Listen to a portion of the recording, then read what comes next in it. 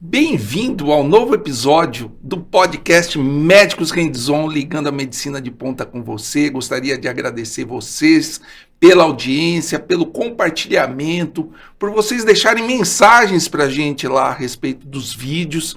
Isso é muito benéfico para nós. E se você puder, compartilhe o vídeo, deixe seu like. E hoje nós temos uma convidada muito especial, a Ana Cristina Pugliese. A Ana vai falar a respeito de um assunto. Você sabe o que é medicina paliativa? Já ouviu falar da medicina paliativa? A Ana vai nos deixar por dentro desse assunto. A Ana é coordenadora da medicina paliativa do Hospital Sírio-Libanês, coordenadora da pós-graduação Lato Sensu em cuidados paliativos pediátricos do Hospital Sírio-Libanês. E ela veio aqui ela é muito ocupada, mas dispôs do tempo dela para ensinar um pouquinho para a gente o que é medicina paliativa. Temos aqui também o Dr. Edson Chu, professor livre-docente da Faculdade de Medicina da USP, neurocirurgião, eu também, Dr. Marcelo, vocês já conhecem, e vamos começar o nosso podcast hoje. Ana, muito obrigado pela sua presença. Eu que agradeço o convite, Marcelo, Edson, a oportunidade de estar aqui, e queria aproveitar para parabenizar vocês pelo trabalho de estar fazendo uma divulgação de informação de cuidado em saúde de excelente qualidade. Isso é extremamente importante para a população. Então, muito obrigado, é uma honra poder participar. Hoje alcançamos 4.100 inscritos, o canal está crescendo, estamos caminhando, estamos indo adiante. Fala, Edson. Estou muito feliz com a presença da Ana. A Ana, eu não sei se ela se lembra, mas conheço a Ana faz tempo. Eu lembro. Em 1991, mais ou menos 1990, 91, eu estava no 4º ano do curso de graduação na Faculdade de Medicina da USP, né, quando peguei uma virose e tossia sem parar. Aí os professores, eu estava passando na clínica médica na época. Aí os professores, a Maria do Patrocínio, eles me internaram na enfermaria da clínica médica para investigar. E tinha naquela época uma imagem assim, que todos juravam que era de tuberculose, porque tinha opacificação no ápice do pulmão direito, né? Todos da clínica médica juravam que era tuberculose, e alguns queriam já me dar medicamento para tuberculose. Outros eram contra porque não tinha nenhuma evidência. Eu fui amplamente investigado e nenhuma evidência de tuberculose. Nenhuma evidência. Até que, por ser um hospital escola, indicaram a biópsia pulmonar e lavado brônquico com biópsia. Bom, aí lá vou eu ser submetido à biópsia pulmonar com lavado brônquico e de repente doeu. Na hora da biópsia doeu. Eu pensei, nossa, até onde eu saiba, o que dói é a pleura parietal, né? Aí eu pensei, nossa, doeu. Será que vai acontecer alguma coisa? Aí falei pro pessoal que doeu. Aí o pessoal, um olhou pra cara do outro, vai pro raio-x. Fui pro raio-x, pneumotórax. Aí eu tive pneumotórax. Né? E estava na enfermaria. Quem foi drenar o meu pneumotórax foi a Ana. Eu era residente da cirurgia torácica na ocasião. Você é cirurgião torácica de formação. Eu tenho uma formação bem comum para os paliativistas. Tem outros paliativistas cirurgiões, mas a minha formação foi em cirurgia torácica lá no Hospital das Clínicas da Faculdade de Medicina da USP, e eu fui fazer a formação em cuidados paliativos no Sírio-Libanês Ensino e Pesquisa, hoje Faculdade Sírio-Libanês, depois de mais ou menos 25 anos de prática em cirurgia torácica. Há mais de 10 anos eu faço cuidados paliativos. Mas é uma longa história. E daí nós já temos essa história. Vocês já se cruzaram antes. Desculpa aí te cortar. E eu lembro que a Ana era residente da cirurgia torácica naquela época. Ela foi chamada de urgência para drenar o meu tórax. Deu tudo certo? Eu lembro que ela fala, não dói nada, e doeu muito. Tá vendo? Não dói nada em mim, né? Coisa feia. Renato, vamos lá. A mídia, essa palavra chegou na mídia. Cuidados paliativos. Muita gente ouve falar. Poucas pessoas, acho que poucas pessoas não conseguem entender o que é paliação, cuidados paliativos. Inclusive, quem vos fala não entendia até um tempo atrás. Aí a gente passou a ter uma outra visão, eu não sei se é a mesma visão do Edson. O que é cuidado paliativo? Cuidado paliativo é uma forma de cuidar. É muito importante pontuar isso. Cuidado paliativo não é uma ação ou uma intervenção, mas é uma maneira de cuidar que, inclusive, pode ser integrada e concomitante com tratamentos modificadores de doença, né, para algumas pessoas. Então, o cuidado paliativo, ele é um cuidar humanizado, centrado na pessoa, e ele se baseia em alguns pilares. Primeiro, a gente olha para o paciente, mas a gente também cuida da família e da equipe assistencial, que também sofre nessas situações de doenças que trazem sintomas estressantes, riscos inclusive de morte, e as pessoas vivenciando situações muito no limite, né? No limite da vida mesmo. Então, é uma maneira de cuidar personalizada, individualizada, em que a gente vai conjugar a melhor prática de cuidado em saúde, baseada na melhor evidência disponível, com as questões individuais, biográficas, os desejos e as preferências dos pacientes.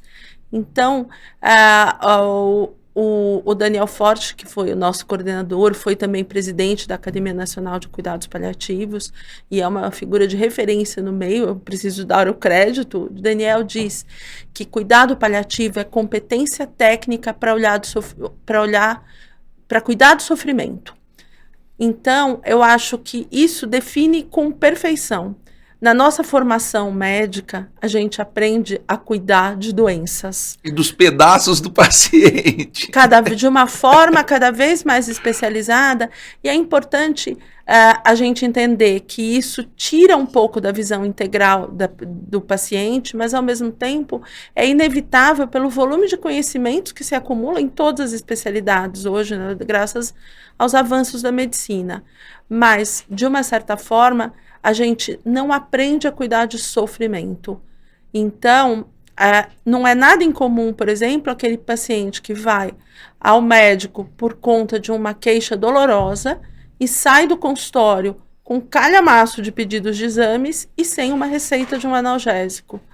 Por quê? Porque a gente está olhando para a doença. A gente é muito bom em fazer diagnóstico e em tratamento, mas o sofrimento trazido pela doença, até pela falta de um treinamento específico, é algo que é muito difícil para a gente lidar. E o cuidado paliativo vem, de uma certa forma, preencher essa lacuna e agregar o cuidado especializado. É muito importante dizer isso, que o cuidado paliativo não exclui. A gente hoje não trabalha mais no modelo sequencial, que seria quando acabam todas as possibilidades de tratar a doença, aí você chama o cuidado paliativo, né? A gente trabalha no modelo paralelo, conjugando os nossos esforços com os especialistas e com toda a equipe de saúde que está cuidando da doença da pessoa, e não é necessário que seja uma doença incurável para poder chamar os cuidados paliativos. Tem muito esse conceito, paliação. Vai ter cuidado paliativo, meu pai, minha mãe? Então vocês estão jogando a toalha. Sim. Esse é um conceito muito comum. É isso? Não é isso, mas infelizmente é um conceito muito comum, não só na sociedade, como ainda entre profissionais de saúde, que chamar o cuidado paliativo é desistir do paciente, é deixar de ofertar tratamentos que poderiam trazer benefício. Não, cuidado paliativo não é isso. O que é cuidado paliativo? É a gente olhar para o sofrimento daquela pessoa que está adoecida, é olhar para o sofrimento da família e acolher a família, orientá-la nesses cuidados, porque a família adoece também quando tem uma pessoa com uma doença muito grave. É apoiar a equipe para que a gente possa juntar esforços. Como eu falei, não exclui que a pessoa esteja fazendo um tratamento para uma doença grave. Por exemplo, o fato de um paciente estar fazendo quimioterapia não exclui que ele possa ser acompanhado por uma equipe de cuidados paliativos. Ele não precisa de ser um paciente terminal. Não, ele não precisa assim, não estar tem mais jeito. em terminalidade de doença. Pelo contrário. Na verdade, o cuidado paliativo nasceu ligado ao cuidado de fim de vida e por isso muitas pessoas ainda têm esse conceito. Em 2010 saiu um trabalho que foi um estudo randomizado controlado. Por que é importante falar isso? Porque isso indica um dos melhores níveis de evidência científica que a gente pode ter na área médica. Foi publicado no New England Journal of Medicine, que é um dos periódicos com maior fator de impacto no mundo. E esse trabalho mostrou que a integração de cuidados paliativos ao tratamento, no caso oncológico, esse trabalho foi realizado especificamente em pacientes com câncer de pulmão avançado, e depois através de outras pesquisas, isso se estendeu para outros tipos de câncer e também para outras doenças, por exemplo, doença cardiovascular, né? E doença cerebrovascular. E o que se compreendeu é que as competências básicas que o cuidado paliativo agrega ao cuidado do paciente são muito úteis desde o momento do diagnóstico. Porque, olha só, o sofrimento começa quando? No momento do diagnóstico de uma doença grave que ameaça a vida e que muitas vezes será progressiva e fatal, a despeito de você conseguir tratar isso ou não. Então, o cuidado paliativo, existem diferentes níveis de ofertas. Você pode capacitar os profissionais de saúde com as competências básicas em cuidados paliativos, como, por exemplo, competências em comunicação e em controle de sintomas, mas não é, o que eu quero dizer é que não é todo mundo que vai precisar de uma equipe especializada de cuidados paliativos, como a que eu faço parte, mas as competências básicas em cuidados paliativos, elas podem ajudar muito no enfrentamento da doença desde o momento do diagnóstico. E hoje já é bem reconhecido o quanto o cuidado paliativo agrega, inclusive, a situações que têm potencial de cura, por exemplo, para pacientes que vão ser transplantados, para pacientes vítimas de trauma.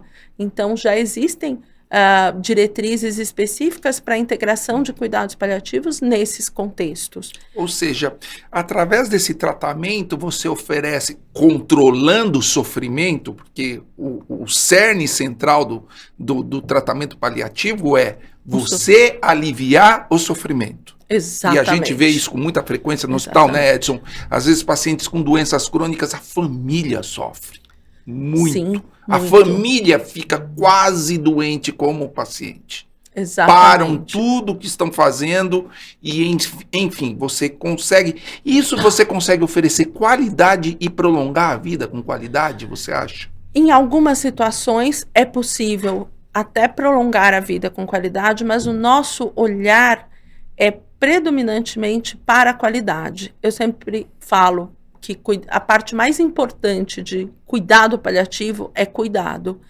É claro que a gente não tem a possibilidade de controlar o sofrimento do outro, mas buscar cuidar e aliviar todos os sofrimentos que vão aparecendo ao longo da trajetória do adoecimento, esse é que é o nosso foco, é o nosso principal olhar.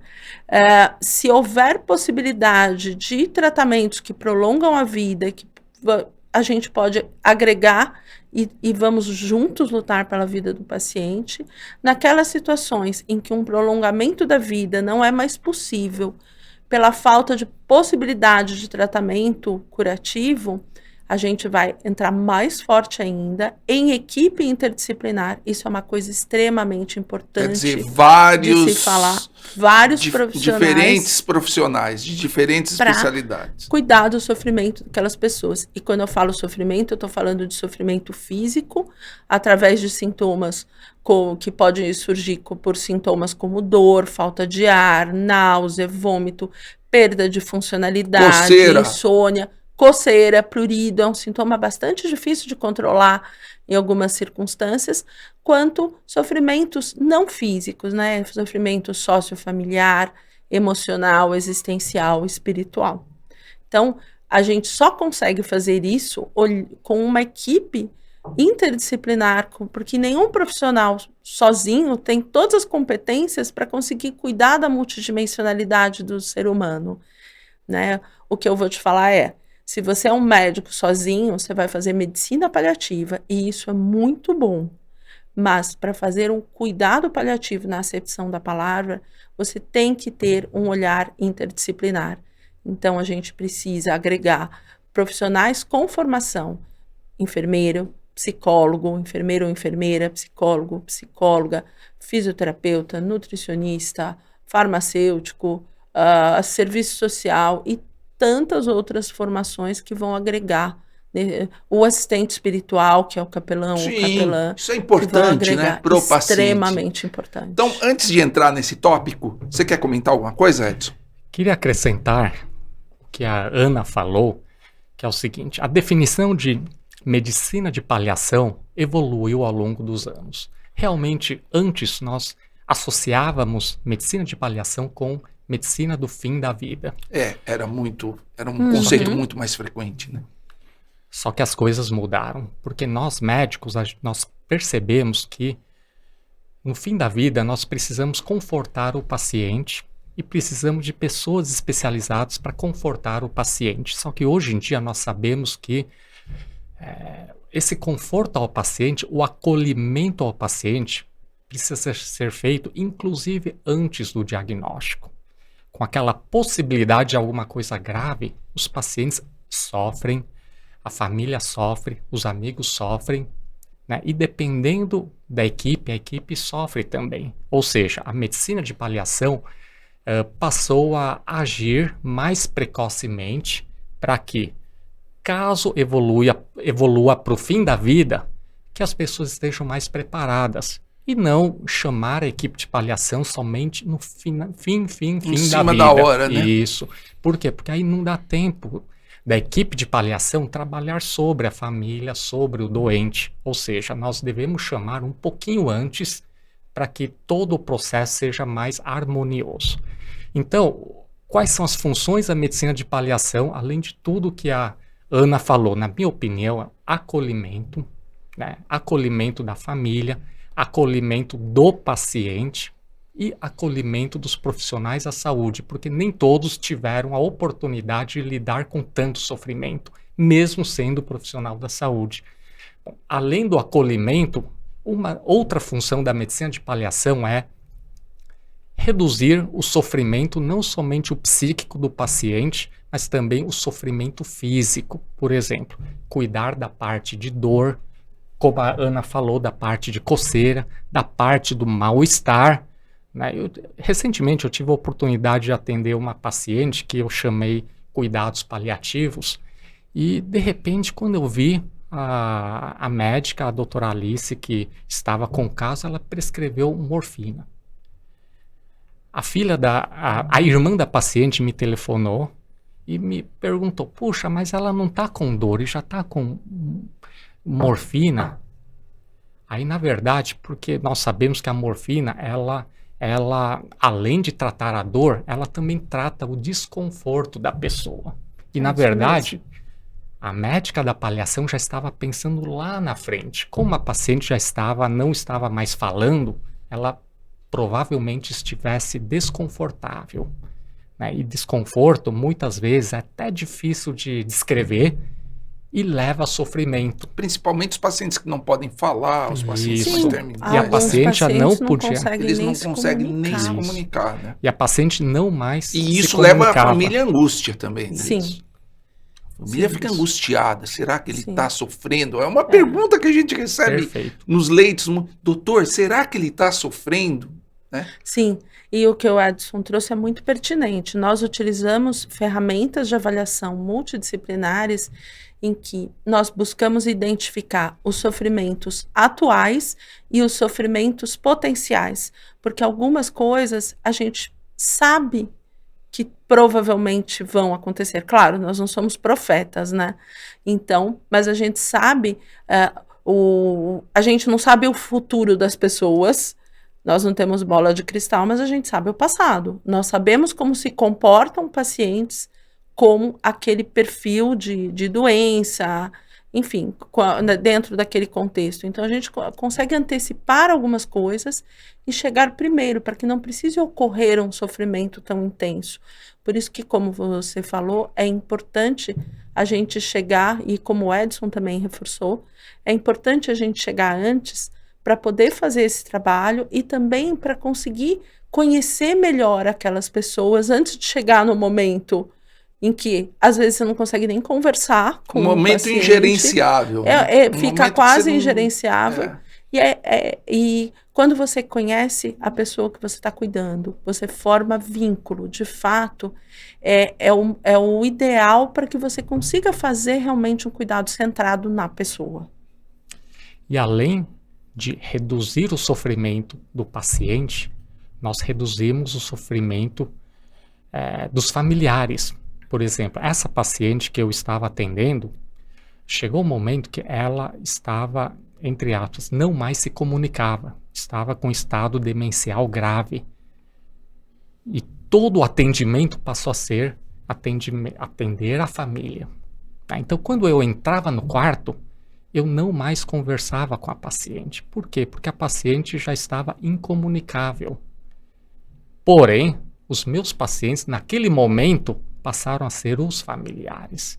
Então, cuidado paliativo é isso, é diminuir o sofrimento do paciente e da família.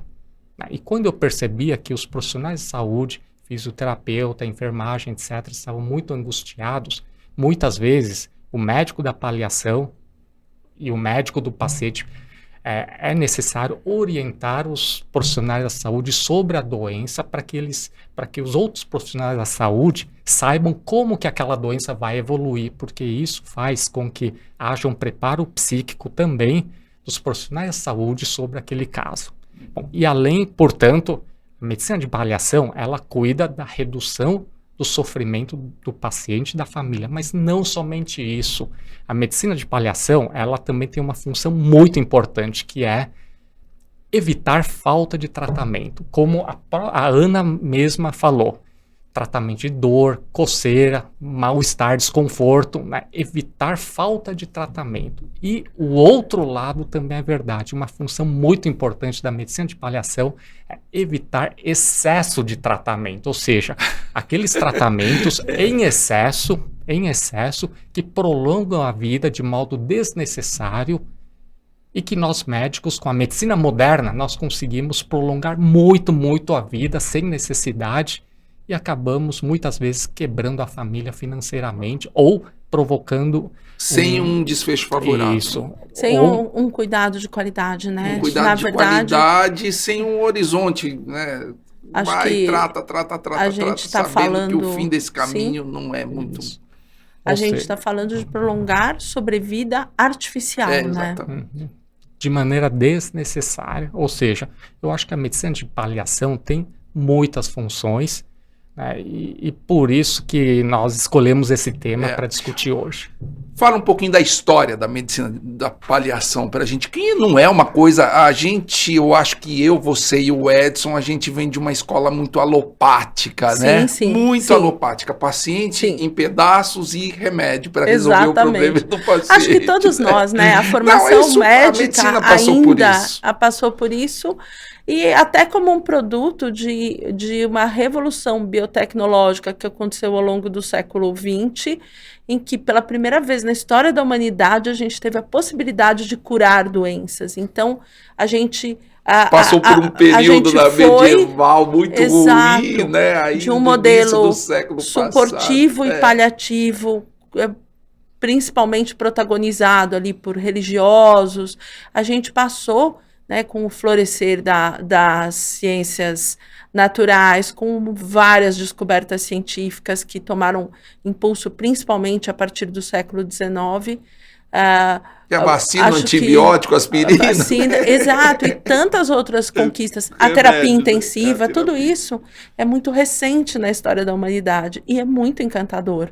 Todos esses recursos são fantásticos em vários contextos e realmente a medicina consegue prolongar a vida e prevenir doenças que seriam fatais, né? Melhorando a expectativa de vida da população, diminuindo mortalidade infantil, mortalidade materna.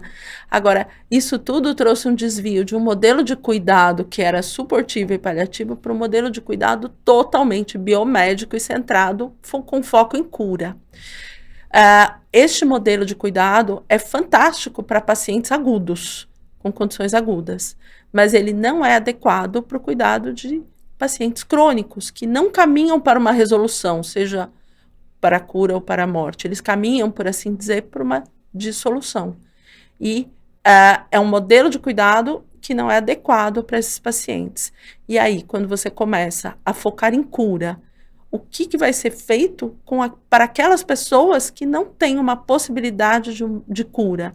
Ainda que você consiga restaurar a condição delas até um certo ponto, eles vão ter que conviver com aquela doença. Então, desde o final do século XX, começaram a surgir várias correntes de pensamento médico, me referindo médico, querendo dizer de cuidado em saúde, que começaram a tentar resgatar esse modelo de cuidado mais suportivo, um modelo biopsicossocial espiritual, que não tivesse o foco em cura, mas o foco em cuidado. E o cuidado paliativo nasceu dentro desse contexto, como outras correntes, né?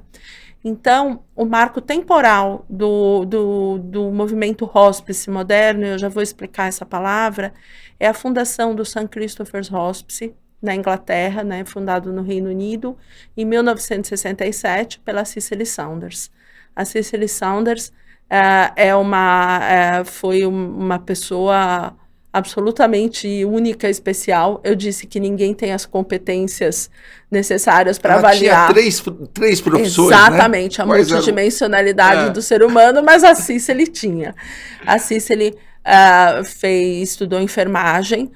A faculdade de enfermagem, esse aprendizado, foi algo que abriu uma possibilidade de dar sentido a uma vida bastante sofrida que ela tinha tido até então. Porém, no fim da faculdade, né, no último ano do seu curso, ela foi diagnosticada com um problema grave de coluna e foi desaconselhada pelos médicos a seguir na profissão. Ela ficou arrasada por conta disso e aí ela foi estudar serviço social. E aqui eu vou fazer um parênteses para dizer que o serviço social, a formação e as atribuições do serviço social no Reino Unido são bem diferentes do que faz o serviço social aqui, e tem toda uma parte de cuidado ao paciente hospitalar, de aconselhamento, que é semelhante, não idêntico, ao que faz o psicólogo hospitalar aqui. Então, ela fez serviço social, começou a trabalhar nos hospitais gerais, né, nos grandes hospitais de Londres, e ela se incomodou muito com o olhar que era dado ao sofrimento humano e à dor, principalmente nos hospitais oncológicos. Ela teve alguns pacientes muito marcantes ao longo dessa trajetória, que a levaram a desenvolver um conceito que está na base do cuidado paliativo, que é o conceito de dor total, e ela acabou ficando muito próxima, muito amiga de um paciente que, quando faleceu, deixou para ela uma herança para que ela pudesse construir o St. Christopher. Olha só. E, inclusive, o nome, né, em homenagem a São Cristóvão, que é o padroeiro dos viajantes, havia sido sugerido por essa pessoa que se tornou amiga dela. Então, foi toda uma construção de um conceito, né? O que é o conceito de dor total?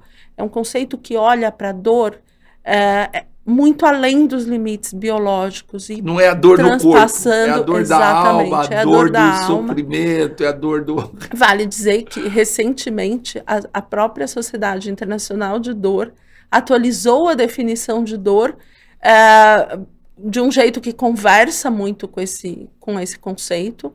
Então, isso está na base, né? Isso, na verdade, pode ser traduzido como sofrimento. Isso está na base da prática dos cuidados paliativos.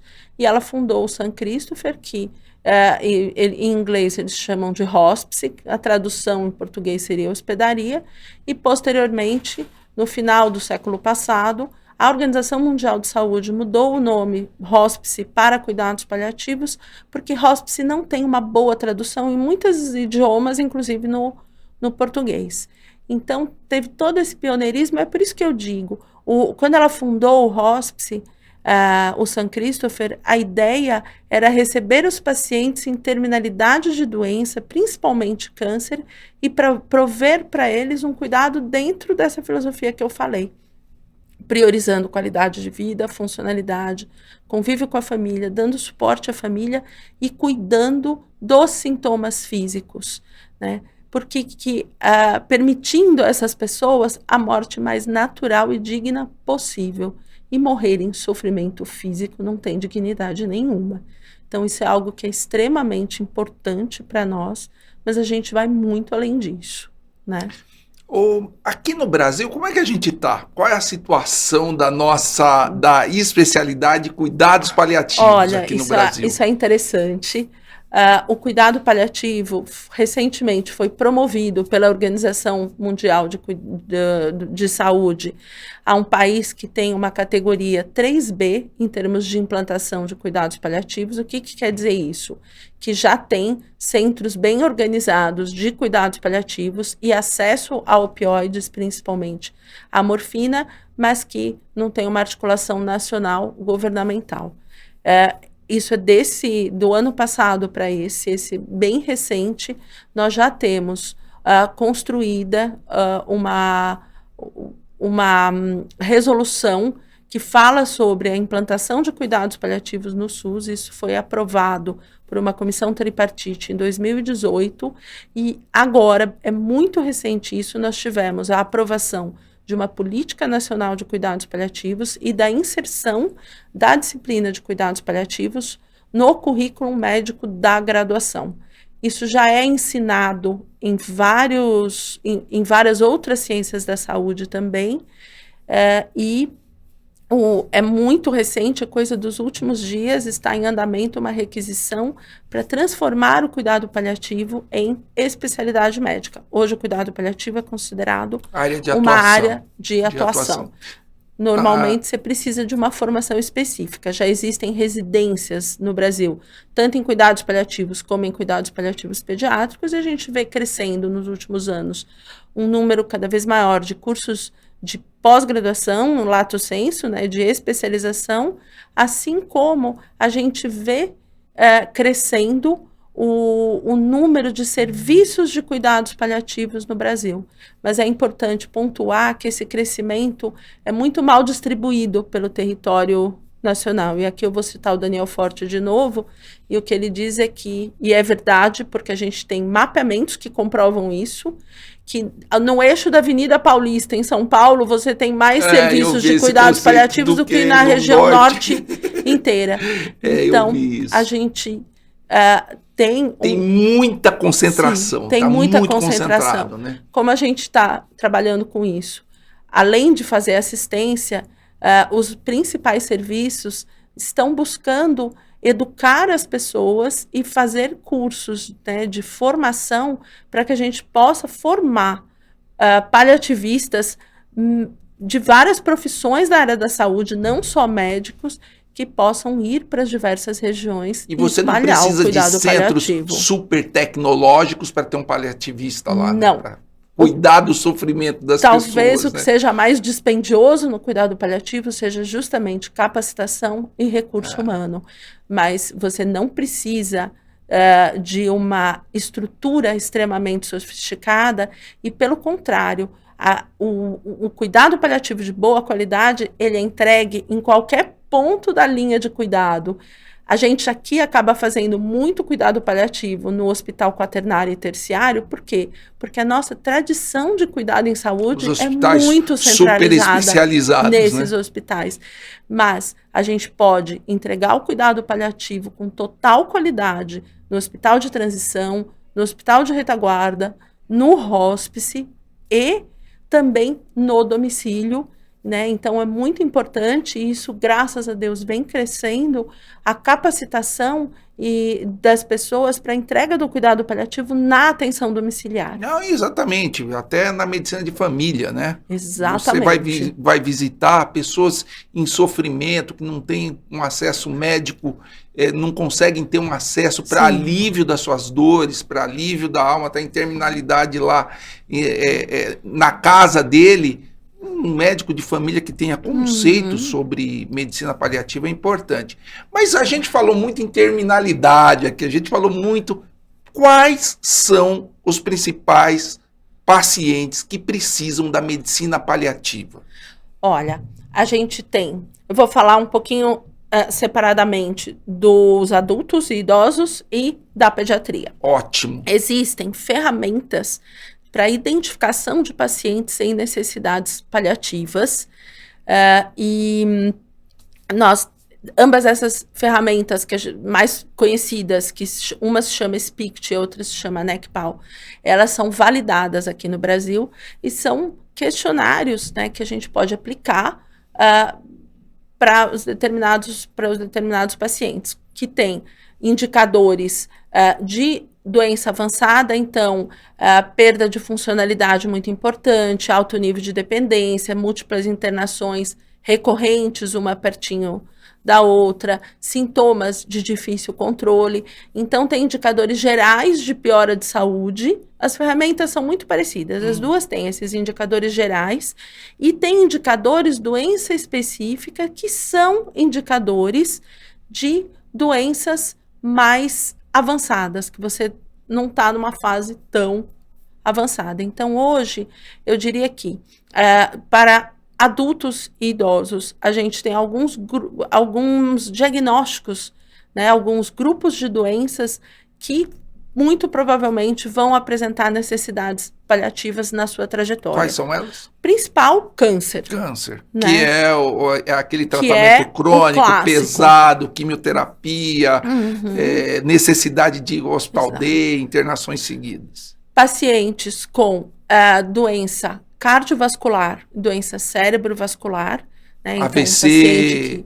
com AVC e tudo, indo para o campo da neurologia, a gente tem outros dois grandes grupos de pacientes que se beneficiam extremamente de uma abordagem de cuidados paliativos, que são os pacientes com doença do neurônio motor, principalmente a esclerose lateral amiotrófica. Minha mãe morreu com ela. Para a família isso é devastador. É devastador. É devastador. E os pacientes com demências. Falando aqui do grupo sensu lato, não apenas Alzheimer, mas outras demências, eu acho que o cuidado paliativo agrega muito ao cuidado. E, além disso, pacientes com, como eu falei, doenças progressivas e fatais, né, degenerativas e fatais. E aqui, isso ainda é o que talvez até a própria comunidade médica tem mais dificuldade, mas de olhar do benefício do cuidado paliativo para pacientes com falências crônicas de órgão. O que eu estou me referindo? A paciente com insuficiência renal. Que tem que ir dia sim, dia não para o hospital, para diálise. Com insuficiência hepática, cirrose, hepatopatias crônicas. O paciente com insuficiência cardíaca e os pacientes com doenças pulmonares crônicas, principalmente o DPLC, que é o enfisema pulmonar, e os pacientes com fibrose pulmonar. Então, de uma forma geral, essas ferramentas elas vão incluir todos esses pacientes e é muito importante pontuar que quando você agrega o cuidado paliativo à assistência desses pacientes, você vai estar cuidando da família, apoiando a equipe e também ajudando a que esse paciente viva tão ativamente quanto possível, e isso não exclui que o paciente receba um tratamento modificador de doença, não exclui, por exemplo, que o paciente seja candidato a transplante. Ótimo, se puder prolongar aquela vida. Com qualidade. Cuidado paliativo é sobre vida, não é sobre morte. Acho que esse é o grande pulo do gato para mudar o mindset da própria comunidade, né, da área de saúde e da sociedade. Na pediatria, a gente tem doenças que indicam o acompanhamento de cuidados paliativos desde o momento do diagnóstico, como um cuidado, um apoio para o sofrimento do paciente da unidade familiar. E na pediatria deve ser até mais, porque o sofrimento dos pais deve ser muito da família, maior do que muito sofrimento de um paciente mais idoso, que está ali na terminalidade dele. Exatamente. Deve ser um sofrimento... É algo com uma carga emocional muito maior, alta, tanto para a família quanto para a equipe. A gente... é um senso comum que uma criança deve viver e não morrer. Devia ser proibido ter hospital para criança, e criança ficar doente. Mas aquelas que ficam, né? Como que a gente lida com isso? E é muito importante a gente entender que a criança não precisa ter uma expectativa de vida breve para ter benefício de acompanhamento de cuidados paliativos. Então, hoje a gente enxerga necessidades paliativas em crianças com condições agudas potencialmente reversíveis, tais como desnutrição e trauma. Cuidado paliativo pode estar indicado em doenças raras, doenças cardíacas complexas que vão demandar cirurgia, e em pacientes com encefalopatia crônica não progressiva, tais como os pacientes com paralisia cerebral, com prematuridade extrema, também nas crianças que têm câncer, e em doenças que podem se prolongar até a idade adulta, mas que têm um prognóstico sabidamente de muito sofrimento, tais como a fibrose cística, as distrofias musculares e outras condições, né? As condições genéticas, mesmo aquelas doenças que individualmente são raras, né, no conjunto, elas perfazem um total muito grande da indicação, né, de cuidados paliativos. A porcentagem de crianças com necessidades paliativas é bem menor do que a dos adultos. Mas existem, né? Mas elas existem.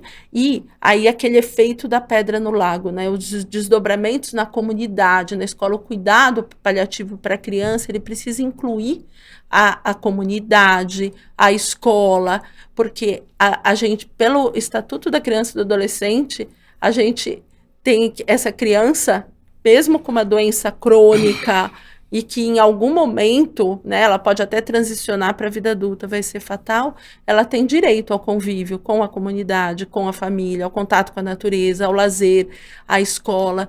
Então, a gente vem agregar para tentar ajudar um time enorme de pessoas a viabilizar isso. Agora, eu tava aqui pensando, né, como a gente viu exemplos, Edson, aqueles pacientes crônicos que vivem internando, tendo alta, internando, o desespero do paciente quando ele tem que reinternar. Ele já fala, eu não quero voltar para o hospital, eu não quero ir para a UTI de jeito nenhum, prefiro morrer onde eu estou, com sofrimento, do que voltar para o hospital. E a medicina paliativa, ela veio para gerenciar toda essa situação, né? Para dar paz, para dar conforto, para melhorar, atenuar esse sofrimento. Até que um dos nomes da medicina paliativa seria medicina de suporte, né? Medicina de suporte à família, medicina de suporte psicológico do paciente, da família, medicina de suporte à vida, né? No sentido de evitar falta de tratamento, né? Medicina de suporte seria uma boa definição para medicina de paliação. Na verdade, isso que o Edson trouxe é muito, muito interessante, e eu vou pegar um gancho anterior seu. A gente acaba adotando esse nome em vários locais, né, de equipe de suporte, de cuidados de suporte. Isso não fomos nós que inventamos, isso foi inventado no MD Anderson, pelo Eduardo Bruera, no século passado, porque eles perceberam que existia uma resistência muito grande ao nome cuidados paliativos. Porque isso significa jogar a toalha para a sociedade. Para a sociedade. E quando se e para os médicos chamar, também, né? Para os médicos, com certeza, talvez até mais para os médicos. Quando houve essa mudança de nomenclatura da equipe, aumentou o referenciamento de pacientes, e inclusive o referenciamento passou a ser mais precoce. chance. Porque a palavra, ela não cai bem para muitas pessoas. E aqui o gancho do que o Edson trouxe, que eu quero pegar, é aquela história do não fazer nada, que você também trouxe, Marcelo. Como é que o cuidado paliativo é ofertado, indicado, muitas vezes, pelo profissional de saúde que não tem a exata compreensão do que a gente faz para a família? A frase clássica, não tem mais nada para fazer, eu vou chamar os cuidados paliativos. Desculpa, você vai receber bem essa equipe? Não, de jeito nenhum. Eu também não receberia. O apego à vida, ele é muito... Às vezes não é nem o paciente, a família tem mais apego à vida do que o paciente. Quem que quer que não se faça nada pelo seu ente querido? Então, essa associação que é um paliativo, um remendo, que é jogar a toalha, que é desistir. Muitas vezes, eu não quero cuidado paliativo, eu não vou desistir da minha mãe. Mas nós também não vamos. A gente só vai olhar para o sofrimento e não fazer coisas que vão agregar mais sofrimento do que benefício. Isso cria, né, esse ranço mesmo. Eu juro por Deus que se tivesse um nome melhor, talvez a gente definitivamente trocaria. O problema é que até hoje ninguém encontrou. Ninguém achou um nome bom, né? É o instinto de sobrevivência, talvez, das pessoas, enfim. Elas não querem desistir nunca, né? É um trabalho de desconstrução. A enfermeira que trabalha com a gente, que é a Val, ela fala uma coisa que eu gosto muito. Desistir pressupõe que você tenha uma opção. Então, eu desisti de fazer intercâmbio nos Estados Unidos porque eu vou casar, eu desisti de trocar de carro porque eu vou comprar um apartamento, aí você está desistindo de alguma coisa. Quando a pessoa tem uma doença que tem um curso inexorável, que a trajetória dela ela já é dada e não há outra opção, não é desistir. É estar junto, é completamente diferente.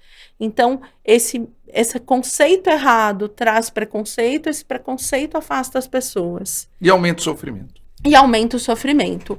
E hoje a gente está vivendo duas situações simultâneas que são muito diversas.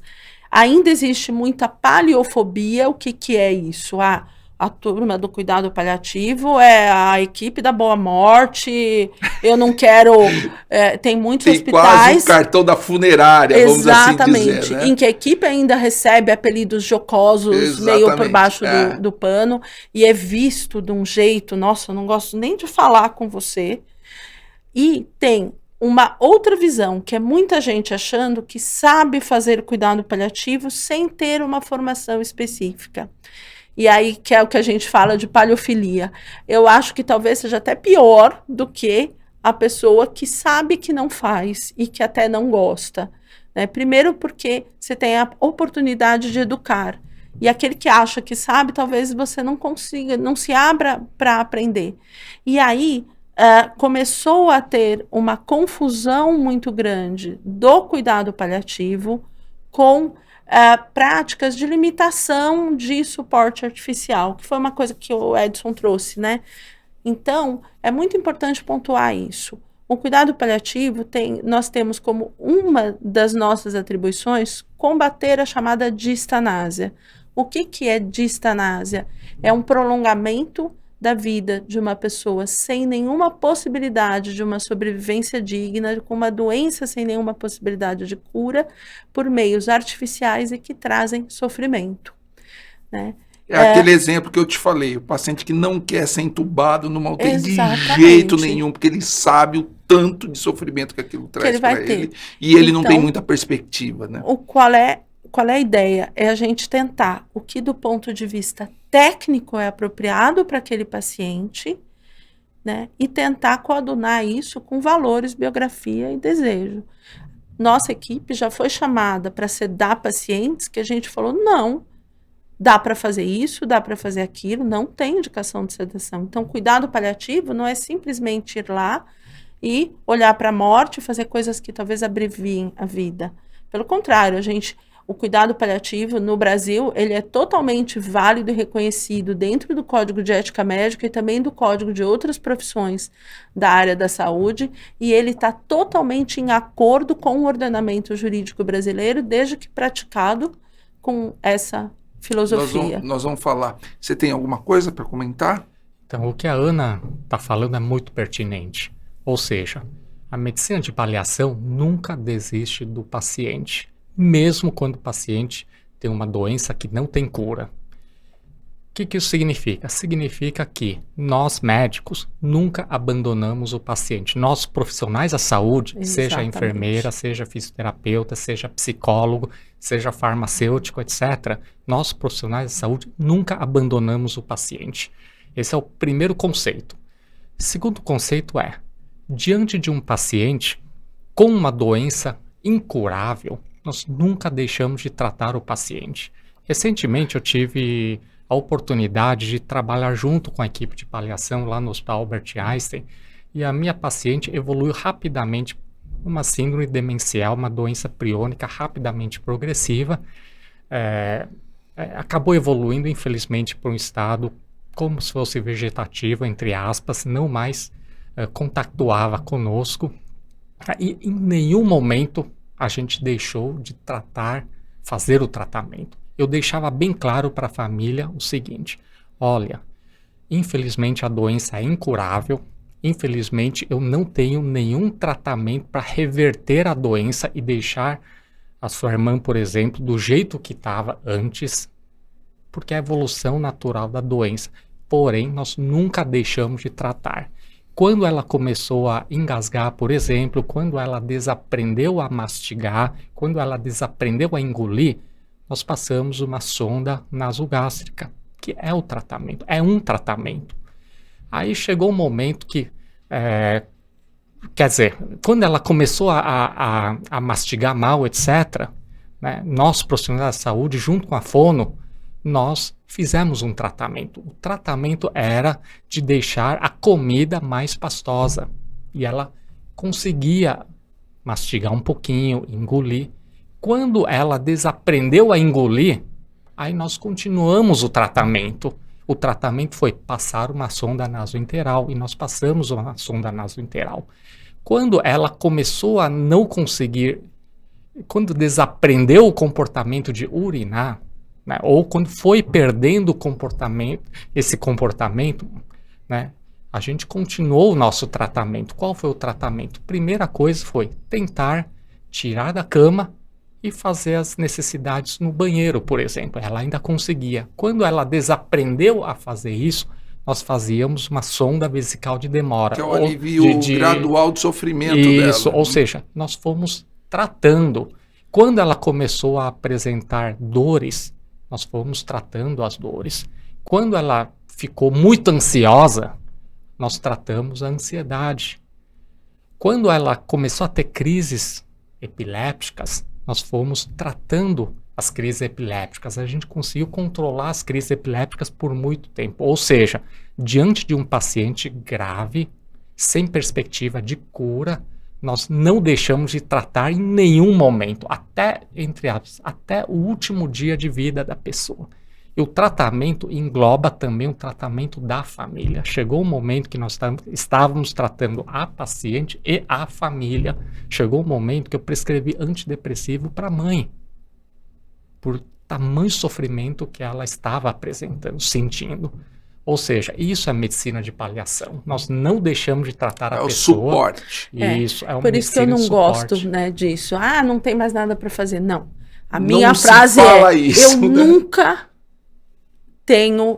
chego nesse ponto que eu não tenho nada para fazer. Eu sempre tem alguma coisa que a equipe pode fazer. Seja otimizar o controle de sintomas, seja chamar um capelão, seja dar o suporte para a família, aliviar o sofrimento é tratamento. Otimizar curativo, mudança de decúbito, reorientar uma coisa ou a outra. Às vezes, eu me lembro recentemente, a gente estava com um paciente últimas horas de vida, sozinho, acompanhado pela esposa também idosa. Nossa enfermeira passou lá, o que ela fez? Chama a filha agora. Essa senhora não pode estar sozinha nesse momento. Parece nada, mas é uma baita intervenção. É tudo. Nós vamos falar disso já, né? de então, terminalidade. Então, assim, não existe não ter nada para fazer. Me fala uma coisa, você falou muito da medicina paliativa, do aspecto psicossocial, conhecer o paciente e o passado do paciente para atuar no presente. Isso é muito importante, né?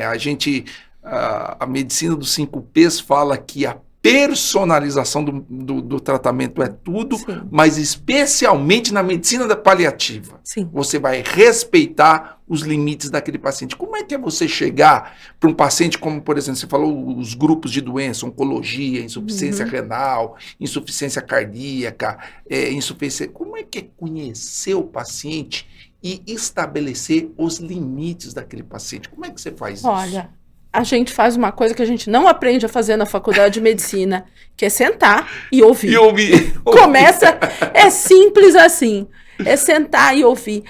Nós somos formados para sermos o centro do cuidado, é meio tudo sobre nós, né? Sobre o que eu acho, o que... Nós somos imperadores. Exatamente, as nossas prioridades. E é muito difícil mudar esse mindset, mas é aprender a transferir o centro do cuidado para o outro, para uma pessoa. Não é cuidado centrado no paciente, é cuidado centrado numa pessoa, porque a pessoa vai muito além da doença. E a gente precisa enxergar isso. É muito comum que doenças muito graves arrastem o paciente, a família, a equipe, todo mundo para a sua órbita, né? Porque elas têm aquela gravidade forte, arrasta todo mundo para isso. E o nosso trabalho é tentar ter um olhar salutogênico, resgatar o que tem de saudável, de normal na vida daquelas pessoas. Ano passado ou retrasado saiu um artigo ali na Perspectiva do New England, um depoimento de uma médica que fala que são as pequenas coisas que fazem diferença para os pacientes. E ela começa contando de um paciente que ela internou, que estava muito grave, quase morreu, e 2 dias depois que ele acordou, a prioridade dele era quando que eu vou comer um hambúrguer. E mal sabia ele que ele passou muito perto de morrer com um choque séptico, né, uma septicemia. E aí a doutora conta que ela teve um linfoma na adolescência e que ela só se deu conta da gravidade do que ela tinha quando ela não pôde mais ir à escola. E aí o que ela reflete, que eu acho que é uma coisa bem importante de trazer, e eu tenho falado muito quando eu dou aula e tudo, é que a gente fica olhando para os exames, para os diagnósticos, para as grandes intervenções, o que você vai prescrever, o que você vai suspender ali para as grandes decisões. Mas o que faz diferença na vida das pessoas é a rotina, é poder levar a criança para a escola, poder cuidar da mãe que está doente, poder andar para ir na lotérica que fica ali a 2 quadras, é poder tomar café, jantar com os filhos, porque é isso que organiza a vida das pessoas. E se isso se perde totalmente numa situação de um adoecimento grave. Então, como que a gente restaura isso se a gente não for entender o quanto é importante para o outro? Quando a paciente vem reclamar, o gosto desse remédio é horrível, ou a paciente, por exemplo, que está com câncer de mama e vai perder o cabelo, a gente pegar e falar assim, cara, você está viva, está reclamando do cabelo, por quê? Pelo amor de Deus. Se isso é importante para a pessoa, tem que ser importante para a gente também. É sair um pouco do olhar do que é importante para a gente e ir para o que é importante para a pessoa que a gente está cuidando. E a gente só vai saber o que é importante para ela se nós sentarmos e escutarmos. E o segundo passo, aí sim, é desenhar estratégias e fluxos que permitam respeitar e contemplar isso dentro de uma rotina, por exemplo, de um cuidado hospitalar, o que nem sempre é uma missão fácil, porque a gente também não pode, num hospital quaternário, com centenas de leitos, começar. Cada um toma banho na hora que quer, faz... a gente precisa ter fluxos e organizações, mas eu acho que a gente ainda não chegou nem na parte de sentar e ouvir mesmo. É um exercício que o cuidado paliativo precisa fazer, está aprendendo a fazer, mas eu acho que a gente precisa fazer isso cada vez mais e levar isso para o outro, Porque às vezes nós estamos gastando um monte de foco, energia e às vezes de dinheiro com coisas que não são a prioridade do paciente, que a gente nem ouviu qual seria a prioridade Exatamente. dele ou dela, da pessoa, Às vezes a gente né? está gastando dinheiro em coisas extremamente complexas Sim. e o simples dá alívio para ela, né? Sim. O simples dá alívio. Eu vi um depoimento de uma médica paliativista que ela falava que às vezes ela pegava as necessidades do paciente conversando com o copeiro do hospital, Sim. com a mulher que vai lá Vai arrumar a o pessoa quarto, da limpeza. porque ela pega uma afinidade com aquela simplicidade e acaba se abrindo com aquele pessoal que vai lá, Sim. em vez de se abrir com o médico, né? Porque às A vezes o figura médico do tá ali médico no pedestal tá e muito ela no não consegue- pedestal na e nossa aí- cultura, E né? aí não consegue, você não consegue pegar os detalhes importantes da vida dessa pessoa, né? E tem uma outra coisa também, né? O significado de cada um. Por isso que é tão importante ter uma equipe. Tem uma colega, uma amiga, uma oncologista maravilhosa, super comprometida com os pacientes. E às vezes ela fala, ai, por que que o paciente não falou comigo que era importante? Por que que o paciente não quis falar comigo sobre os desejos de fim de vida? E às vezes o oncologista acompanha o paciente por anos, vira quase que família. Por quê?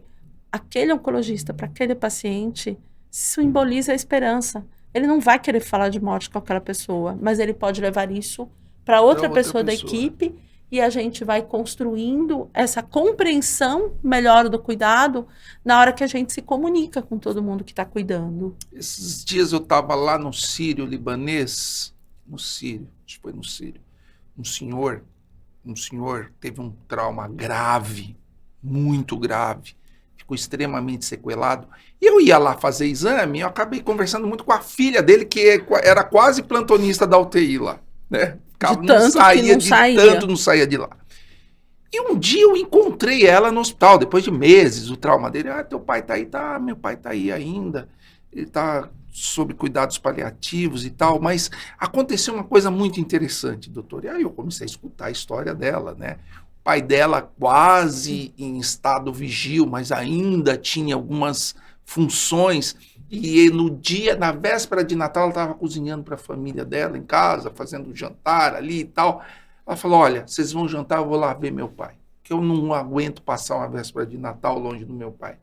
Diz que ela chegou no quarto, o pai abriu o olho, ela deitou no colo dele, ele fez carinho nela. Quer dizer, meu, isso é tudo, né? Isso é tudo. Isso é tudo. Isso é tudo para o paciente, para ela, para todo mundo. Né? São coisas simples, né? Muito mais valiosas do que um tratamento complexo. Né? Isso tudo. Ela me contou, marcou, ela me contou. Eu acho que você vê vários exemplos. E pensa, caso o pai dela venha a falecer, eu não sei, é um trauma, pode ser que ele sobreviva um tempo com todos os cuidados. O significado, a importância que adquire isso num processo de luto para essa pessoa. Foram 2 horas que ela aproveitou. Que teve ali uma conexão e que significa essa conexão tudo, é muito importante, né? Isso muito é importante. Tudo. Na verdade, a forma de você estabelecer as relações com as pessoas, e a gente tem que trazer isso um pouco para o cuidado em saúde, né? Com certeza. Fala, Edson. E essa questão que vocês estão discutindo, né? Vou complementar que o olhar da paliação, da medicina de paliação e de suporte é diferente do olhar da nossa medicina clássica, a nossa medicina alopática clássica. Eu vou dar um exemplo que eu vi acontecer. A nossa medicina clássica, hoje em dia, é totalmente anti-cigarro, por várias razões. Por quê? Porque o cigarro, ele realmente causa câncer no corpo inteiro, não só pulmão, corpo inteiro, aumenta risco de câncer. O cigarro, ele cardiovascular, pulmonar, aumenta o risco de entupimento de artérias cerebrais e artérias do corpo, incluindo o coração. Ou seja, realmente nós devemos combater o hábito e a dependência de fumar cigarro, né? A Ana, ela é cirurgiã torácica. Ela sabe melhor do que a gente. Sabe mais do que a gente. E ela também é contra as pessoas fumarem no dia a dia de modo desenfreado. Bom, só como que é o olhar da medicina clássica? É totalmente anti-cigarro.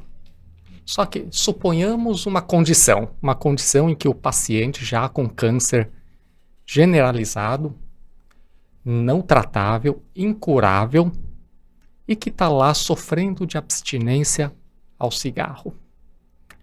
E o que nós médicos, o médico clássico faz? Olha, o senhor está com câncer, não pode fumar. Aí o paciente chega para a gente e fala, mas doutor, eu tenho poucos dias de vida. O cigarro me conforta, me dá alegria. Infelizmente o cigarro dá prazer para ele. Me dá prazer, me faz viver. Então, a visão de um médico normal seria de, não, mas infelizmente o senhor não pode fumar. Isso te faz mal. Por outro lado, o médico com a visão de paliação, levando tudo isso em consideração, já abriria uma exceção e alguns médicos até prescreveriam cigarro para essa situação. Então são olhares diferentes sobre a vida. Vamos falar agora um pouco de terminalidade, fim da vida. Lá. Esse é um assunto que chama a atenção das pessoas. E que é onde está o maior sofrimento, né, onde está o maior sofrimento. Vamos falar. Bom, primeiro, fala um pouquinho da rotina da medicina paliativa. Você já deixou muito bem estabelecido aqui que medicina paliativa é medicina de suporte. Isso não significa que estamos jogando a toalha com o paciente. Isso não significa que a gente está abandonando o paciente. Isso é muito importante quando vocês falaram de abandono do paciente. Vai morrer em casa e... Não, isso não pode existir. Vamos falar um pouco de terminalidade. Qual é o significado da medicina paliativa nos pacientes terminais, ou seja, nos pacientes esperando a morte? Eu acho que talvez ainda seja o campo de atuação maior que a gente tem, embora nós possamos fazer muito mais do que isso, como eu falei até aqui, mas é porque é onde se encontra o maior quantum de sofrimento. Então, primeiro, o cuidado paliativo na terminalidade, ele precisa ser muito interdisciplinar, mantém esse foco cada vez mais no que é importante para a pessoa, mas sem abrir mão da excelência técnica. A gente estuda muita medicina, muito sobre controle de sintomas. Você precisa ser um bom médico para ser um bom paliativista e o equivalente das outras profissões. E eu acho que é um olhar que a gente vai trazer no sentido de assegurar não abandono, né, de, como eu já falei, permitir que o paciente viva tão ativamente quanto possível e de contemplar algumas questões que se tornam muito mais proeminentes, muito mais intensas nesse momento. Por exemplo, a proximidade da morte, ela galvaniza as questões espirituais, né, o sofrimento espiritual e as necessidades espirituais das pessoas. Então, tem que ter um olhar muito diferenciado para isso, respeitando o paciente, por exemplo, que não quer compartilhar isso com a equipe médica, mas para aquele que deseja um suporte, a gente tem que ter uma postura de facilitar, apoiar, ouvir, mas nunca de querer buscar protagonismo nos desejos do paciente. Buscar protagonismo, proselitismo, são infrações éticas muito graves. Proselitismo como assim? Proselitismo, por exemplo, eu tenho a religião X, e para mim isso é a melhor coisa do mundo, isso me conforta. E o paciente, seu fulano X, está falecendo, e aí eu vou querer levar o conforto da minha orientação religiosa, da minha religião. Falar, olha, o senhor tem que rezar, eu trouxe aqui uma oração que na minha religião a gente faz para quem está falecendo. Se o senhor X for ateu, isso vai cair péssimo, isso é muito, muito grave, né? É claro que as pessoas que fazem isso com uma boa intenção, mas não se trata aqui da intenção. Não cai bem para quem está recebendo. É o impacto. Então, e proselitismo seria isso, né? Você querer se prevalecer dessa relação que é totalmente assimétrica, ainda mais nessa circunstância da terminalidade, para impor crenças e valores seus, né?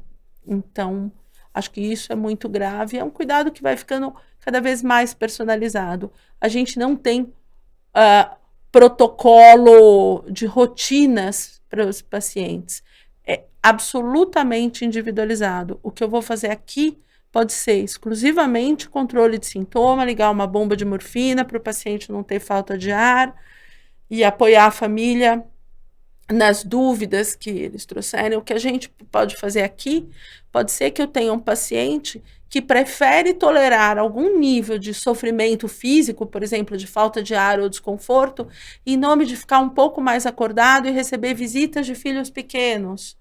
E a grande preocupação desse paciente pode ser como vai ser o cuidado dos filhos depois que ele ou ela falecer. Eu vou entrar com uma intervenção aqui totalmente diferente, multidisciplinar, preciso de apoio da psicologia, do serviço social, da enfermagem aqui. Então, em cada quarto, a grande pergunta é: o que é importante para a pessoa que eu estou cuidando? O que é importante para essa família? Né? E a gente deve ter um olhar para priorizar muito esse cuidado.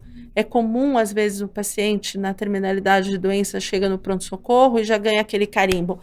Esse é paliativo, e vai ser o último a ser visto, o último a ser examinado. Está errado, está completamente errado. Eu entendo que no pronto-socorro você tem urgências de risco, né, de vida, mas, às vezes, é para esse paciente que eu tenho um tempo muito curto para prover algum alívio, algum cuidado.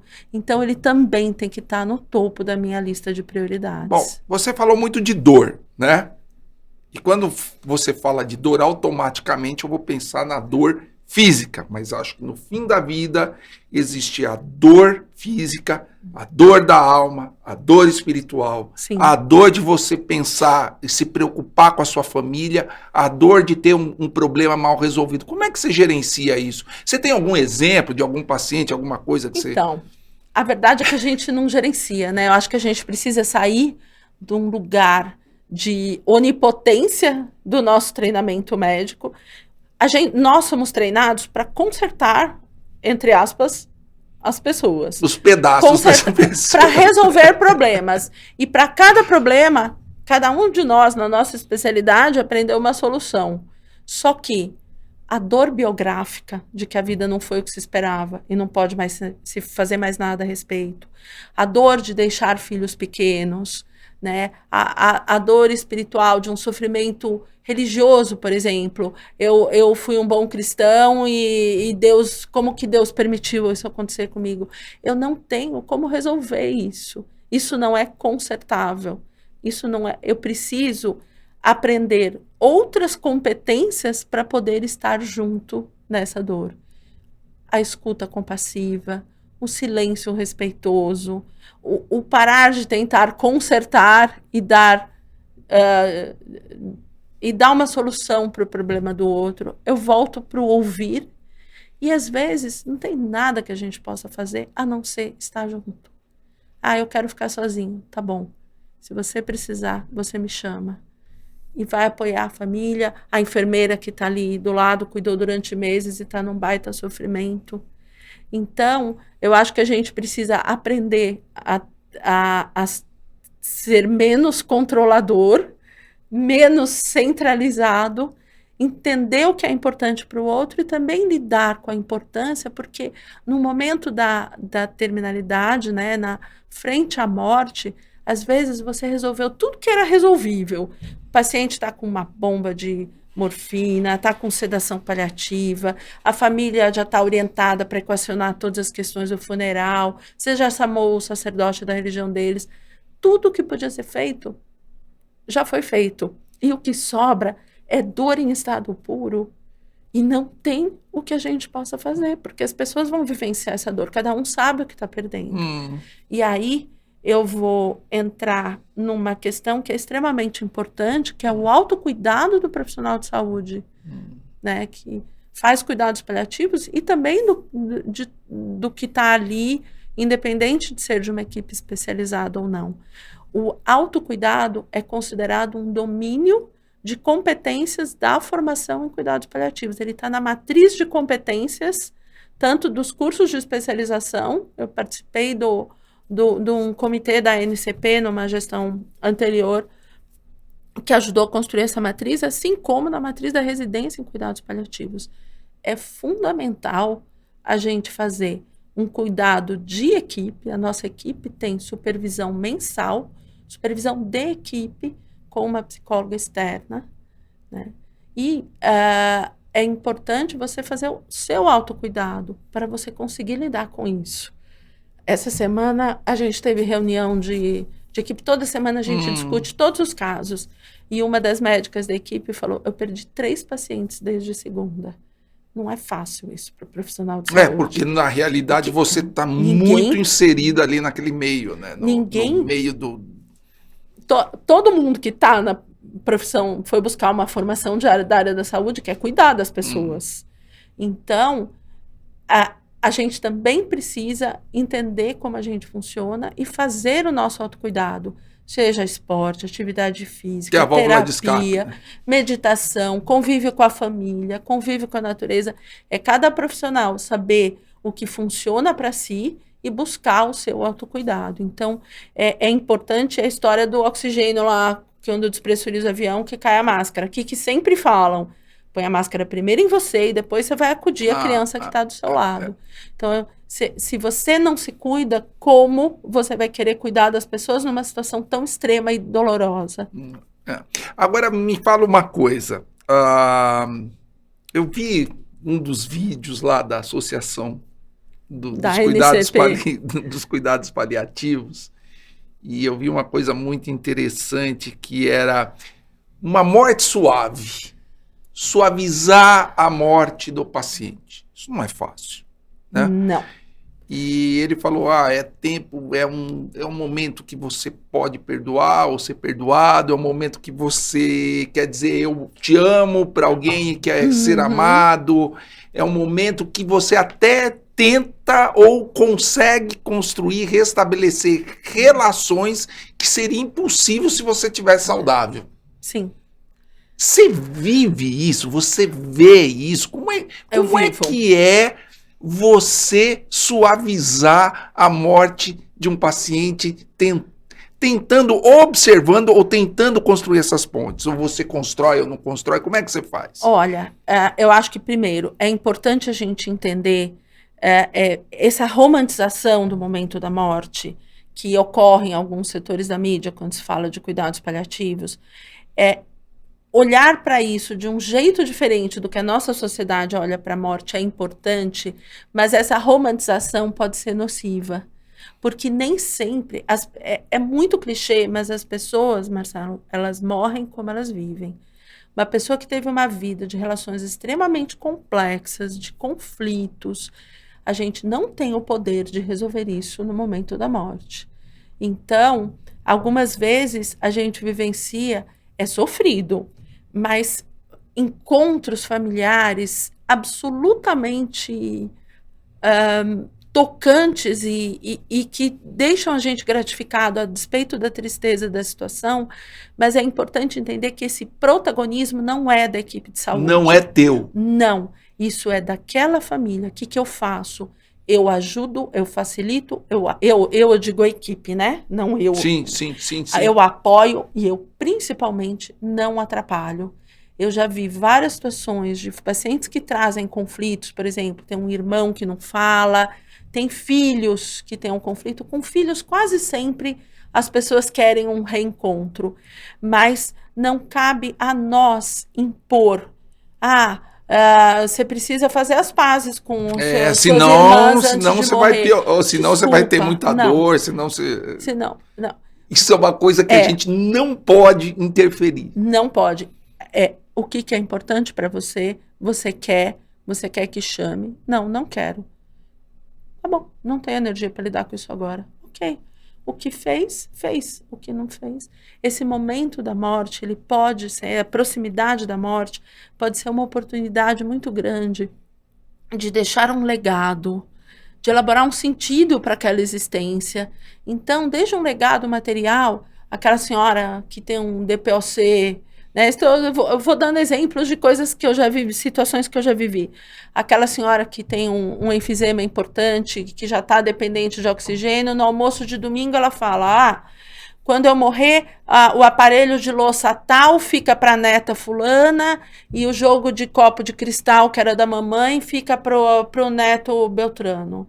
E quando a reação da família, ai, vó, pelo amor de Deus, não fala nisso, a senhora vai viver muitos anos. Não, é importante ela designar, desde um legado material até sentar. Às vezes a gente, como equipe de saúde, senta para conversar com o paciente, o paciente ou a pessoa vira e fala, sabe, doutora, eu vivi toda a minha vida desse jeito, eu aprendi isso, eu formei uma família, eu tenho 3 netos universitários, eu não consegui estudar, mas eu consegui, é uma família linda, e tudo. Isso é elaboração de legado, é pelo que aquela pessoa quer ser lembrada.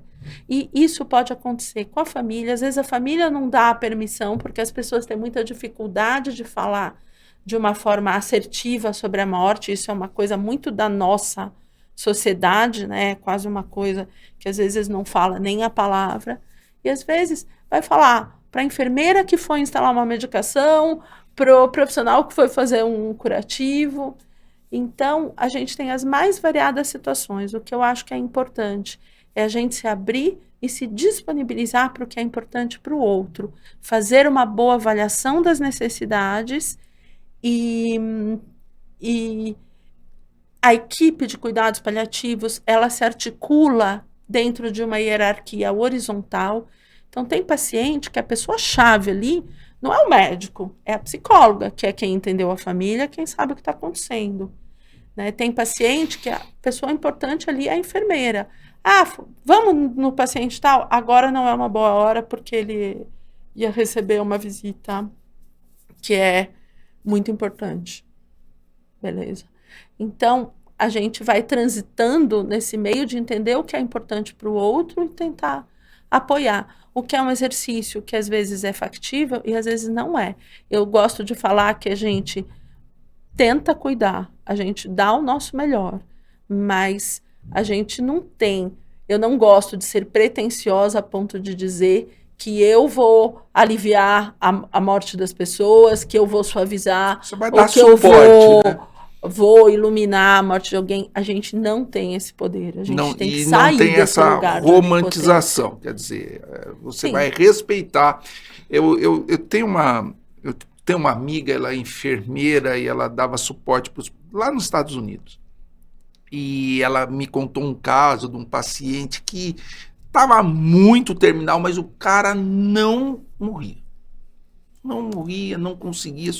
Eles davam todo o suporte possível, mas ele estava ali. E aí alguém contou para ela, olha, ele tem uma pendência com o filho aí.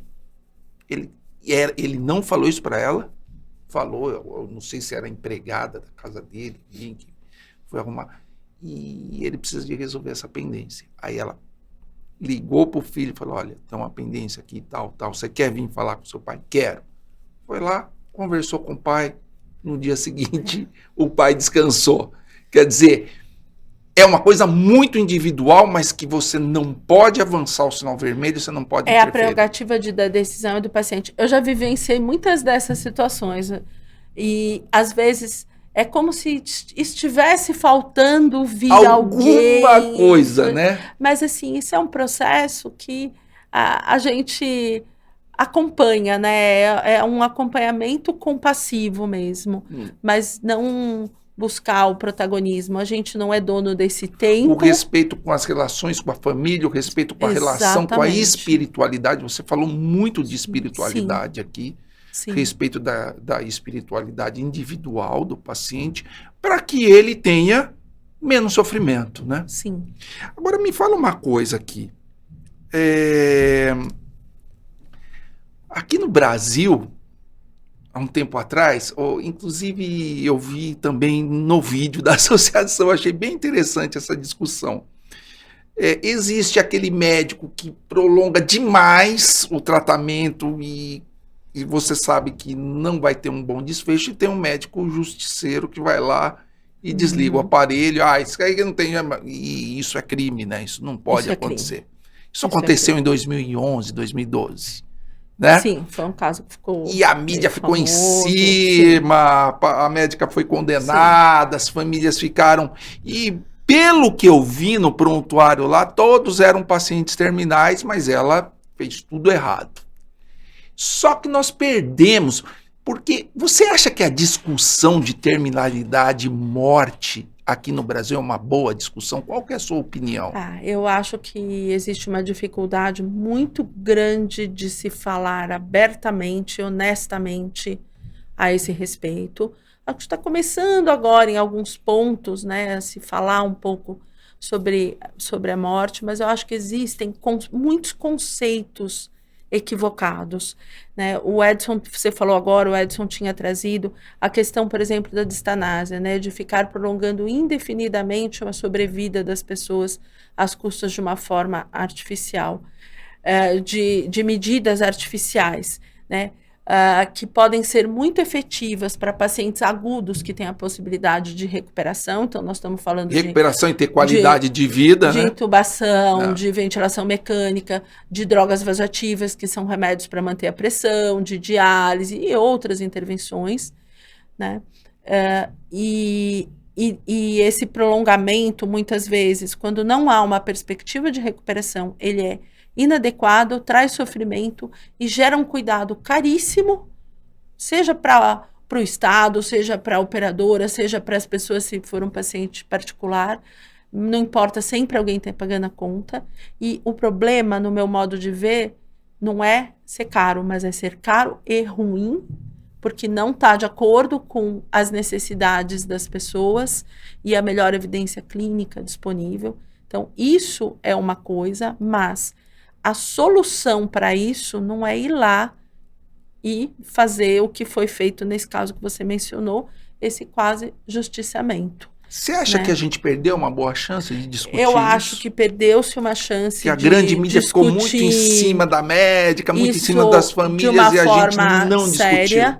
Eu acho que sim. Acho que na ocasião da Covid houve vários problemas, inclusive coisas eticamente inaceitáveis que foram relativas a substituir tratamento curativo, potencialmente curativo. Pacientes que tinham perspectiva e foram abordados com uma abordagem de, entre muitas aspas, cuidados paliativos, por falta de recursos e não por ter indicação necessariamente de cuidados paliativos.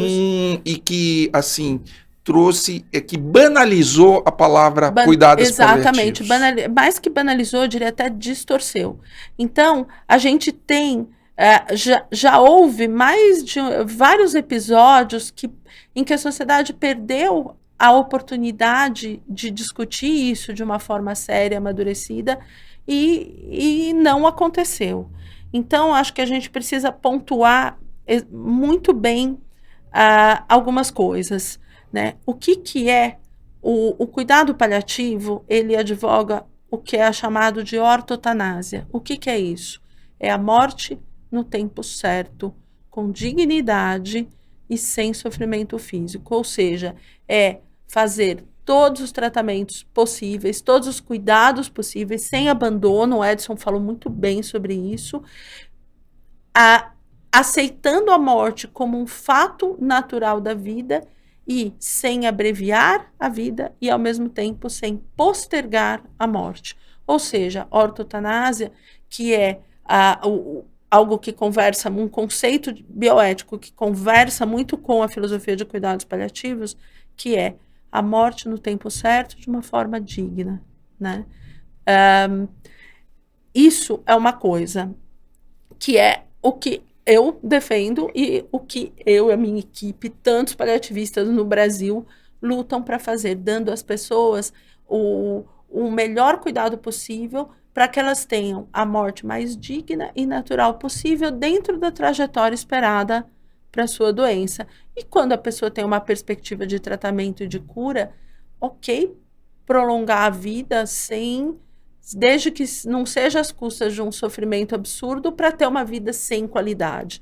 Acho que qualidade de vida é uma palavra muito chave dentro desses conceitos. A gente tem a distanásia, que é o quê? O prolongamento de uma sobrevida artificial quando não existe mais uma condição médica de prolongar aquela vida.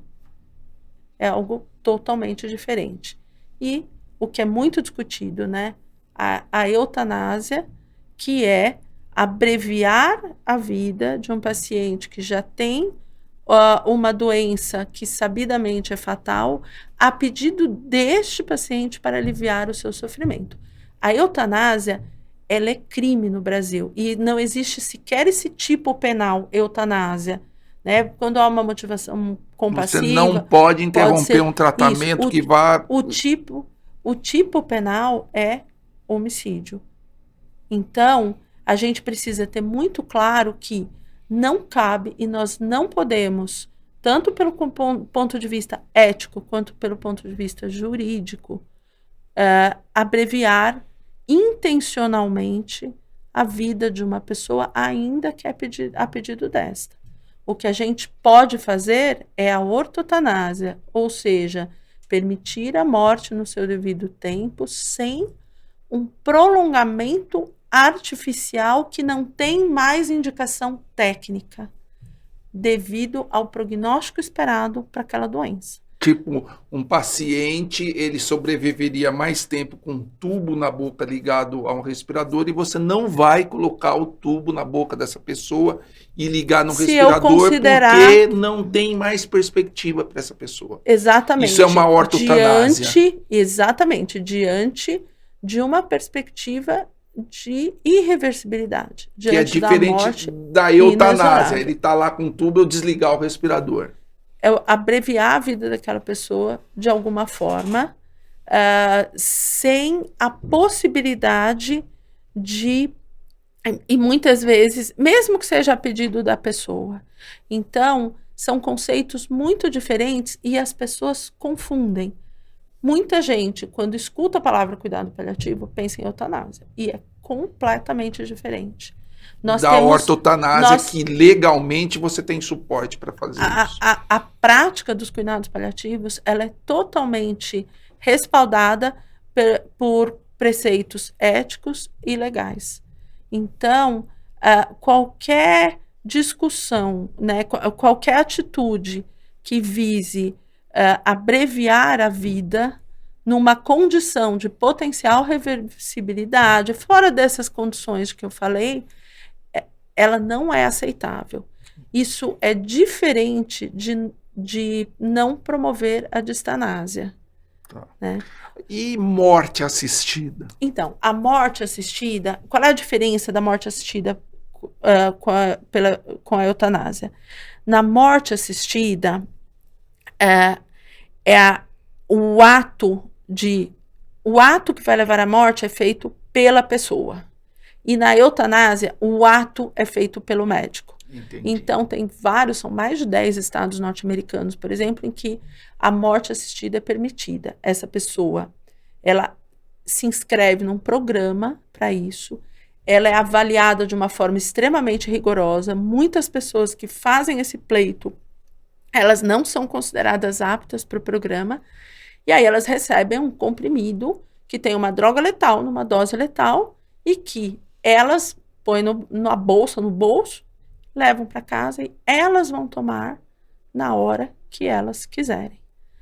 E as avaliações desses programas, né, nos Estados Unidos, tem várias publicações a esse respeito, mostram que é apenas uma porcentagem das pessoas que recebem o comprimido tomam o comprimido. Olha Muitas só. pessoas, ao mesmo tempo que estão recebendo cuidados paliativos, um cuidado humanizado, que respeita as suas necessidades, os seus valores, as suas preferências, só delas terem o comprimido e saberem que na hora que aquilo ficar insuportável, elas tenham uma opção, elas retomam controle. Aderindo mais ao tratamento paliativo. Elas retomam controle. E eu acho que isso é um pouco o que a gente tenta fazer na hora que preconiza um cuidado centrado na pessoa. É um cuidado que tenta devolver o controle que for possível no final da vida. Né? Ela tem aquele comprimido assegurando de que ela não vai sofrer, ou não vai ter um sofrimento extremo. Né? A eutanásia seria semelhante, só que o ato que vai levar à morte é do médico. Tanto um quanto o outro não são permitidos no Brasil. Aqui só a ortotanásia. É claro que tem toda uma discussão sobre morte digna, né, e sobre falar, né, levanta-se, né, a bandeira da legalização da eutanásia, em nome de permitir a morte digna para muitas pessoas. Eu não vou entrar nesse mérito aqui, mas o mérito que eu vou entrar é o que nós podemos fazer eticamente e juridicamente. Cuidados paliativos, ok, a gente tem super respaldo. Cuidado paliativo olha para a vida, para a qualidade de vida. E a gente busca apenas não prolongar a vida de forma artificial quando estes suportes artificiais não estão tecnicamente indicados. A gente tem sobeja, robusta evidência sobre a evolução natural de algumas doenças que nos encaminham para o que é adequado, o que não é. E tem uma outra coisa que eu acho importante falar, que é sobre a mistanásia. A gente está num país, a mistanásia é a morte miserável dos excluídos. Foi um conceito cunhado na década de 80 por um bioeticista brasileiro, e que é a morte que vai ocorrer em circunstâncias em que ela não deveria, pela falta de acesso à assistência, né, dos cuidados em saúde, e que quase sempre vai penalizar as pessoas excluídas socialmente. Né? A gente precisa lembrar que hoje nós temos uma população imensa de pessoas vulneráveis que cresce cada vez mais, né, que não tem acesso a nenhum cuidado de saúde, por exemplo, das pessoas em situação de rua, né, que é um problema social imenso que está... que explodiu depois da pandemia. Explodiu depois da pandemia em várias capitais brasileiras. Então, a morte por daquelas pessoas que não precisariam falecer, e a questão é a ausência de recursos. E uma coisa também, de novo, vou citar o Daniel, enquanto a gente tiver tanta mistanásia nesse país, eu acho que a prioridade não é discutir eutanásia. Eu acho que a prioridade é que essas pessoas tenham acesso ao um bom cuidado de saúde, que pode incluir cuidados paliativos se indicado for. Mas você tem, dentro dos cuidados em saúde, você tem os cuidados paliativos, dentro dos cuidados paliativos vão estar os cuidados de fim de vida e muitos outros cuidados, mas é muito importante desconstruir esse conceito de que cuidado paliativo e eutanásia tecnicamente são coisas muito diferentes.